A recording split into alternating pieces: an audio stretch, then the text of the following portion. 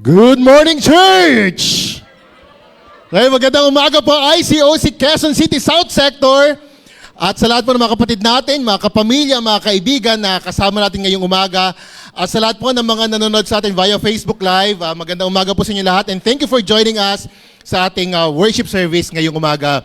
Appreciate naman po natin yung ating worship team. Actually, kinulang po sila ng microphone kanina, pero talagang nilid nila talaga tayo ngayong umaga for worship.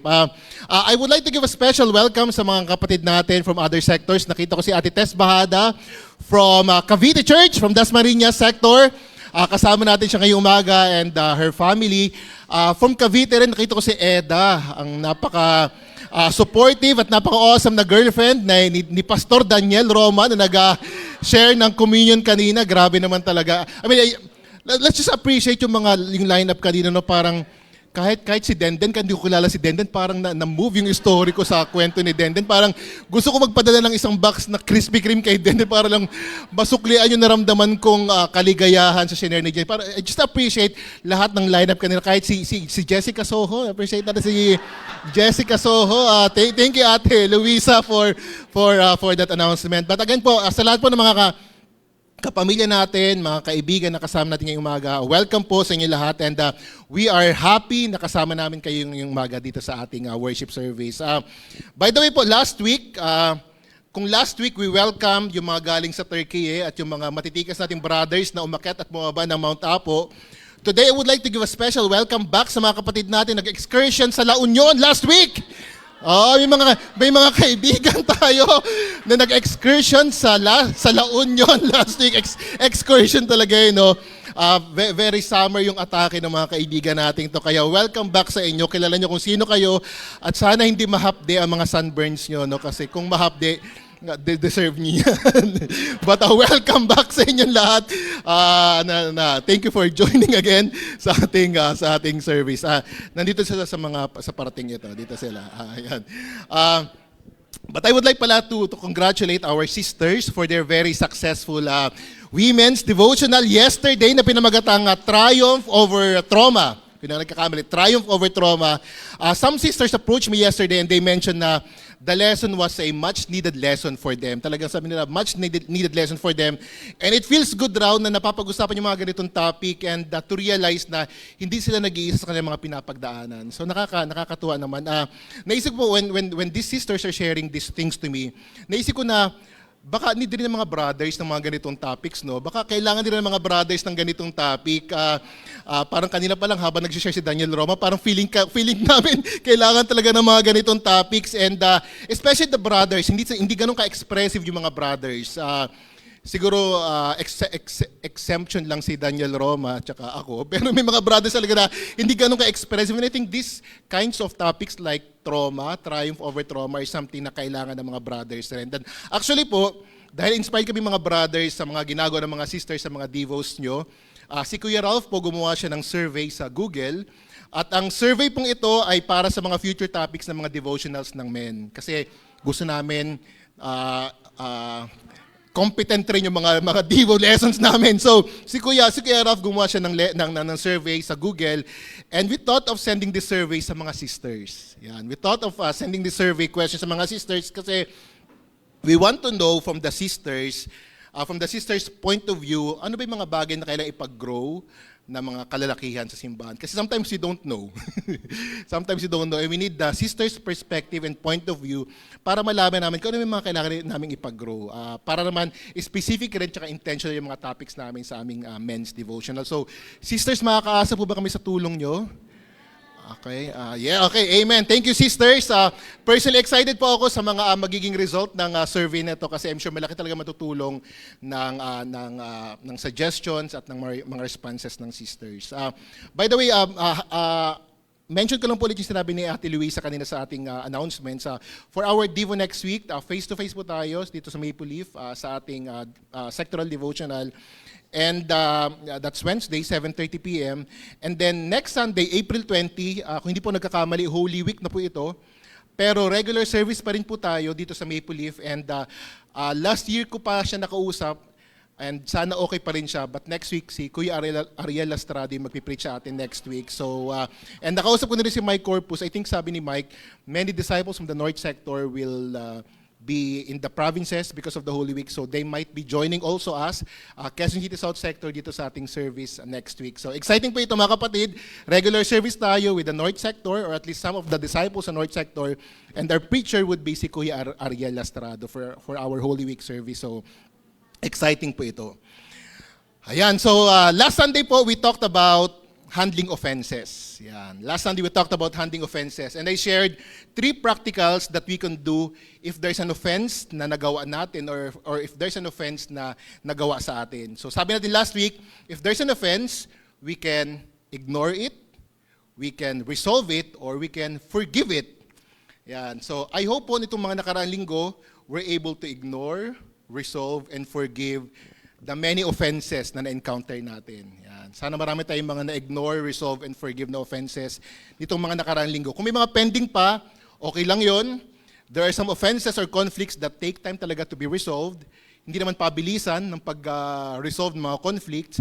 Basta ang goal lang natin is that we strive to have peace in our relationships. Yun naman yung goal natin, na magkaroon ng peace yung mga relationships natin. Na sinusubukan nating lahat, ang lahat ng ating makakaya para magkaroon ng kapayapaan at kapanatagan ng ating mga relationships. At ito po yung gusto kong pag-usapan ngayong umaga. This morning, I want to talk about peacemaking. Yan. Peacemaking. I want to talk about peacemaking. O sa Tagalog, pagtataguyod ng kapayapaan o pagpapayapa. Yan. Parang sa side na to, parang sabi nila, parang kailangan ko na ng peacemaking. So, ako rin, kailangan ko rin to. And ito may papag-usapan natin ngayong umaga, peacemaking, and we'll be reading a scripture, a very famous scripture from the book of Matthew, specifically in chapter where Jesus gave his famous sermon on the Mount. So the title po of our lesson this morning is, To be a Peacemaker. Yan. To be a peacemaker. So bago tayo magpatuloy, let's go to God in a word of prayer. Let's pray. Panginoon, maraming salamat sa umagang ito. Salamat that we're able to, again, see each other, see our spiritual family, Father God. Maraming salamat that we could sing, we could worship you, Father God, that we have this opportunity na mas makilala naman kayo at buksan namin Biblia, maintindihan, Panginoon, yung nasusulat sa Biblia, Father God. We're grateful for that. We're grateful that we have the capacity to think and process yung mga lessons. Because some people ay walang ganong abilidad, Ama, and yet here we are. We're able to open our mouths to sing, and we're able to hear and listen to one another, and we're grateful for this, Father God. I pray that you be with us as we have our service this morning. I pray na lahat po ng mga masishare ko, Father God, would impact and encourage and inspire our hearts, Father God, and would direct us also sa aming buhay bilang sa mga disipulo. Maraming salamat po, and I pray all these things in Jesus' name. Amen. Okay. So the title again is To be a Peacemaker. And let's open our Bibles to Matthew chapter 5, verse 9. Matthew 5, verse 9. Sabi sa Matthew 5, verse 9, Blessed are the peacemakers, for they will be called children of God. Blessed are the peacemakers, for they will be called children of God. I actually think that NLT's version sounds better. So basahin natin yung NLT. Sabi sa NLT, God blesses those who work for peace, for they will be called children of God. I like the phrase, who work for peace. Who work for peace. Di ba parang parang sergeant at arms lang, parang mga barangay tanod lang, who works for peace. I like this phrase, who work for peace.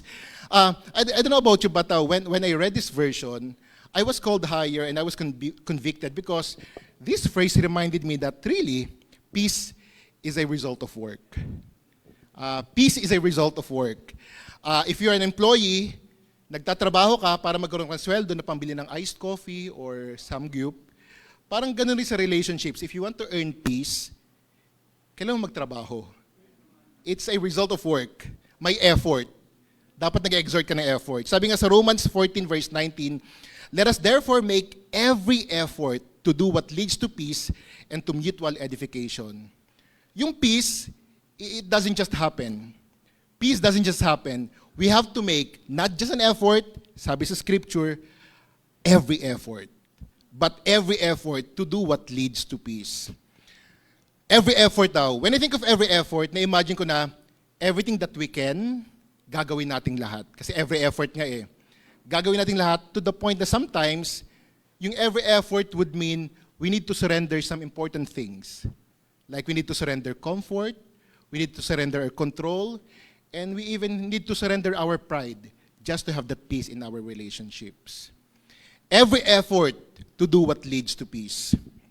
So my question for all of us, mga kapatid, is, can you remember a conflict you had where you did everything you could to bring about peace? May naalala ka bang conflict na meron ka na ginawa mo talaga lahat? You made every effort so that you could bring peace on that conflict. And what happened? Ano nangyari when you did everything, when you made that every effort to bring peace on that relationship? Dahil nagkwento si James saka si Dan kanina, magkwento na ng konti. Kwento ko lang po, naalala ko lang po yung times actually. Naalala ko yung time when I had like a conflict with one of my best friends na nagngalang si Bendrick Maralit. Si Bendrick po, siya po yung nag-reach out sa akin, and he used to be my roommate sa Cruz na Ligas when we were in the campus ministry many years ago. Nung campus pa lang po kami, we used to like the same sister. Pareho yung spark namin ni Bendrick. And that caused conflict between the two of us. Well, technically, hindi pala conflict. Kasi ako lang may nang-aaway. Hindi naman niya ako pinapatulan eh. Alam niya siguro yung ignore. So, hindi naman niya ako pinapatulan. So, parang technically, ako lang yung nagkaroon ng conflict sa kanya.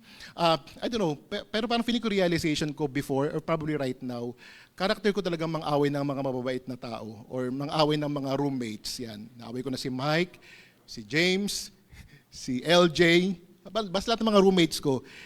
At syempre yung roommate ko ngayon, si Jassy. Madalas kong kaaway rin yan. Parang feeling ko lahat ng roommates ko na nakakaaway ko. So si Bendrick is one of those roommate and household mate na nakaaway ko. So yun nga po, we both like the same sister. And when I learned that Bendrick likes yung spark ko rin, I started ignoring him sa bahay. Di ba, liit ang bahay namin pero hindi ko siya pinapansin. Actually, natatawa na ako pag ini-imagine ko, inire-recall ko yung mga ganong pangyayari. I remember those times na kakain kami, tapos sabi niya, "Oy bro, mag-pray ka." Sabi ko, "Ayoko mag-pray ka kung gusto mo." Di ba? Di ba? Very, very Christ-like, di ba yung responses? Tapos, eto pa, wait, there's more. I would intentionally leave a bottle of Red Horse sa room namin para i-guilt trip siya na, okay ha, since pareho tayo ng spark, ito yung ginagawa mo sa akin, naglalasing tuloy ako. Diba? The best, no? The best. Very Christ-like nung dating, ano. And sobra yung conflict naming magkaibigan and mag-roommate to the point na parang almost every week may mag-overnight na brother sa household namin para lang tulungan kami i-restore yung friendship namin. And there's one time na may isang brother, si Kuya Ben Caton yun, sabi niya, "So Christian, ano bang gusto mong mangyari?" Sabi ko, "I want Bendrick to leave the church." The best talaga, di ba? The best. The best. Ito yung nag-convert sa akin sa simbahan, I want him to leave the church, ganyan.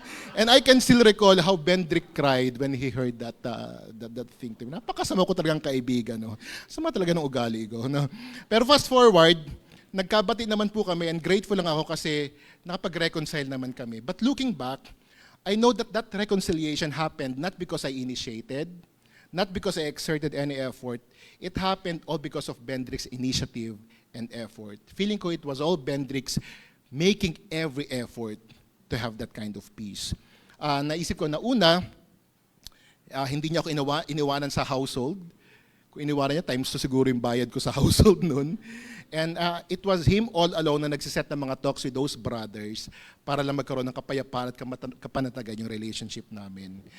Looking back, I know that it was him who made that every effort and did everything para lang magkaroon kami ng kapayapaan sa aming relationship. Good thing, hindi rin naman namin nakatuluyan yung spark na na pareho namin kasi si God, He prepared the best person in my life. Naaawayin ko rin. Walang iba kundi si Jassy. So buti na lang talaga. Buti na lang hindi namin nakatuluyan yung sister na yan because God has prepared actually for the both of us ni Bendrick. Yan. I thought of sharing that because really peace is a product of work. Yung kapayapaan po, it's a product of work. You don't just pray for peace and expect it to happen right away. Parang di ba, parang God, I pray for peace and then expect that peace to happen right away. Sometimes, or most of the time, God will bring you to situations and circumstances where you really have to do things, even difficult things. That includes surrendering, things that you value like comfort, control, and even pride, just to get that peace you're looking for in your relationships. For those of you who are in conflict right now, if you're sitting there and you have conflict with someone right now, my question is, what are you willing to surrender to make peace with someone? What are you willing to surrender to make peace with someone?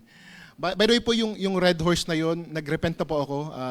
Campus pa lang yun, campus. Nagrepent na po ako. But again, for those people who are in conflict with someone right now, what are you willing to surrender to make peace with someone? Probably it's your spouse, or your discipler, or a friend, or kung sino man. What are you willing to do or to surrender to make peace with someone? My challenge for all of us is to always work for peace and to make every effort to do what leads to peace and mutual edification.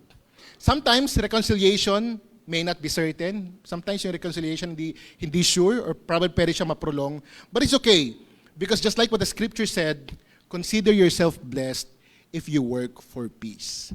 The fact that you're working for peace, consider it already a blessing. Hindi man magkaroon ng reconciliation, but the fact that you're working for peace, it's already a blessing.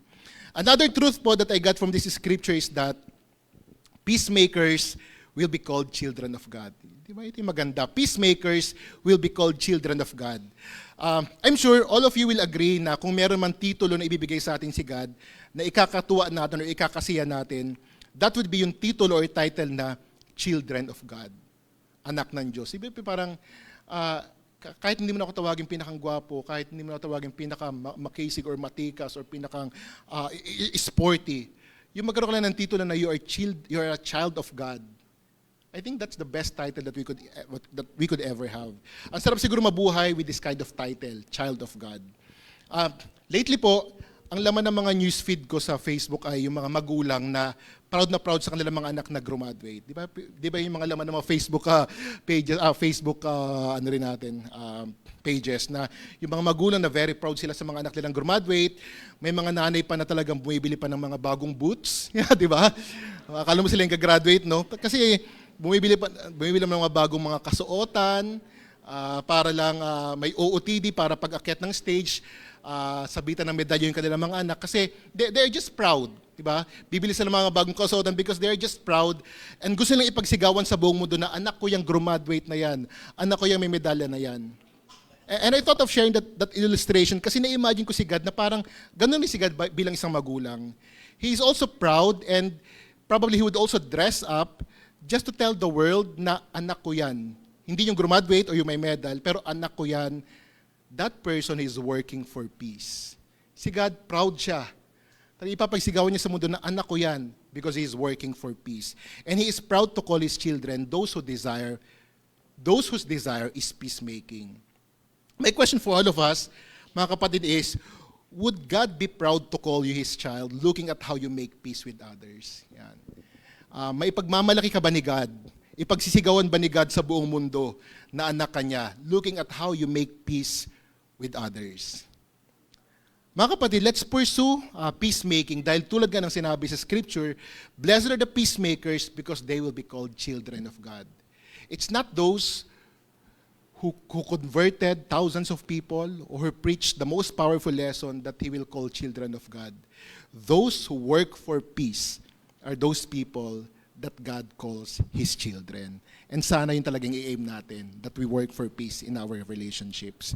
I want to share some practical ways that we can do to be a peacemaker. Actually, medyo patapos na po to, but I want to share some practical ways that we can do to be a peacemaker. First, to be a peacemaker, we should initiate reconciliation. For us to be a peacemaker, let's initiate reconciliation. Let's not wait for others to make that first move. Kahit ikaw yung nasaktan at lalo kung ikaw yung nakapanakit, initiate reconciliation. One of my favorite scripture yung sabi sa, I forgot that verse, pero i-share ko na lang po siguro sa GC natin. Gusto yung verse na, why not rather be wronged? Why not rather be harmed? Na kahit ikaw yung nasaktan, parang ikaw pa rin mag-initiate to reconcile with your brother or your sister, with other people.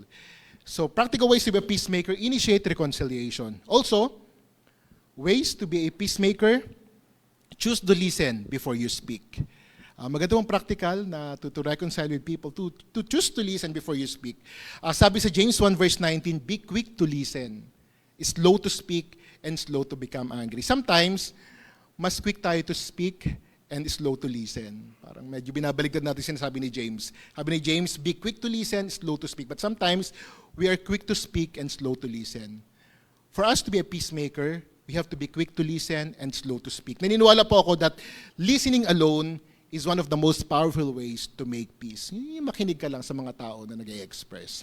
Third, to be a peacemaker, we should speak the truth in love. Yeah, we should speak the truth in love. Hindi po, ang peacemaking po is not peacekeeping, na parang mananahimik ka na lang para ma-maintain yung peace. Hindi po ganun yung ibig sabihin ng peacemaking. That's, sabi ni David Jung, that's peace faking. Fini-fake mo yung peace kasi parang you just decided to keep quiet. Peacemaking po is you will still speak the truth but with love. So that's becoming a peacemaker. Let's not just vent or unload our frustration. Speak honestly with the goal of healing and not hurting. That's speaking the truth in love. And fourth, the fourth practical that we should do for us to be a peacemaker, we have to refuse to gossip or steer drama. Refuse gossip or mag-steer ng drama. Sabi po sa Proverbs 16 verse 28, a perverse person steers up conflict and a gossip separates close friends. Kaka-convictong scripture na to. Gossip daw separates close friends. Let's be that kind of Christian who would say, have you talked to that person already before tayo mag-share din about that person? Kasi sometimes, instead of telling that person to speak to that person directly, sometimes we fuel the fire. So, let's refuse the gossip or steer drama because again, gossip daw, sabi sa Proverbs, it just separates close friends. Also, to be a peacemaker, we should be a bridge builder in the church. Hindi tayo, we don't burn bridges, but as Christians, we build bridges. In disagreements within the church or ministry, let's choose understanding over division. Peacemakers build relational bridges between people, especially across differences. And also, for us to be a peacemaker, let's also pray for our enemies. Pray for our enemies. Pray for those who hurt us. Sabi nga sa Matthew 5 verse 44, love your enemies and pray for those who persecute you. I really think that praying for someone, especially our enemy, especially those who are offending us,